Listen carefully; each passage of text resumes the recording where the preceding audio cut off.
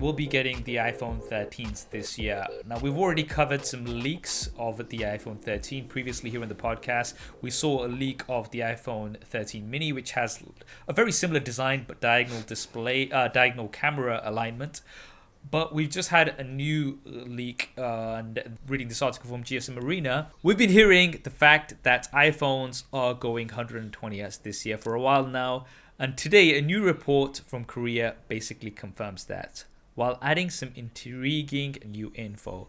Only the iPhone 13 and iPhone 13 Pro Max are said to have the new LTPO AMOLED screens with 120Hz refresh rate, and these will be made exclusive by Samsung Display.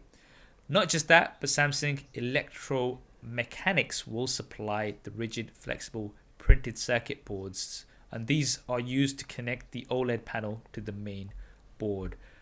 So, last year we were hoping that the iPhone 12s would have 120Hz displays. That didn't happen. It was something that we were very much expecting on the iPhone 13s, and this report pretty much confirms it. Now, it's kind of expected that it would be just for the Pro models. So, hey, if you want to get the high refresh rates, the smoother displays, then you're going to go for the Pros, right? So the regulars won't have this, right? Now, what's interesting is because I remember when the talk about the iPhone 12s having 120Hz displays, there were lots of rumors around that. But then it kind of seemed like because of the sheer amount of iPhones Apple sells, right? They sell in the millions.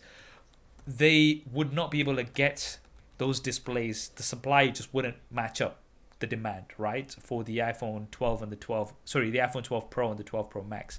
So obviously now they've had a lot of time to kind of get those supplies done, and it looks like the 13s will finally have a 120Hz display.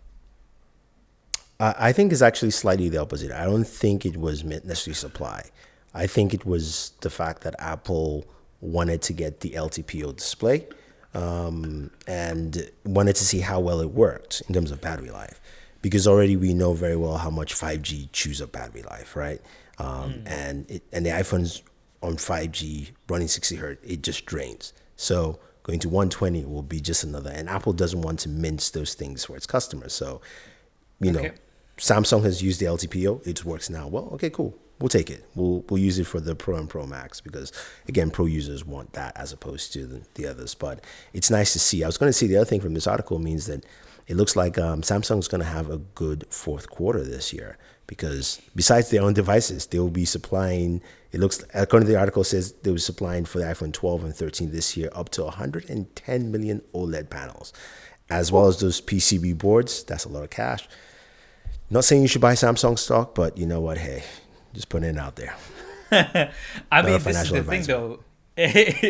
Samsung's killing it in the display game. I mean, pretty much all of the flagship displays that we get, and also now camera sensors as well. They're doing a lot more in because we've seen like the Xiaomi Mi 11 Ultra has the Samsung sensor for the 108 megapixel camera.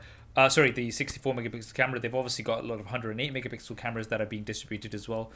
So they're doing pretty well. So yeah, I mean, Samsung's is looking good for Samsung, and I mean, I would definitely like to see 120 Hz. That's one of the things that I really found kind of missing on the Pro models, at least, of the iPhones, the current iPhones.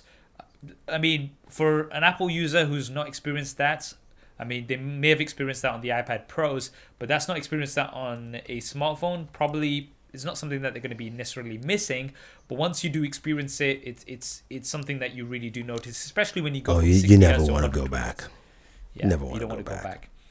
But yeah, I mean, September, October time is when we're going to be seeing the new iPhones, and of course we're going to be having more information as time goes on, and we'll be covering it right here at the podcast. I hope you enjoyed that clip. If you want to hear the full podcast episode, then that will be linked down below. And if you want to see more clips like this, then be sure to subscribe and hit that bell icon so you don't miss them.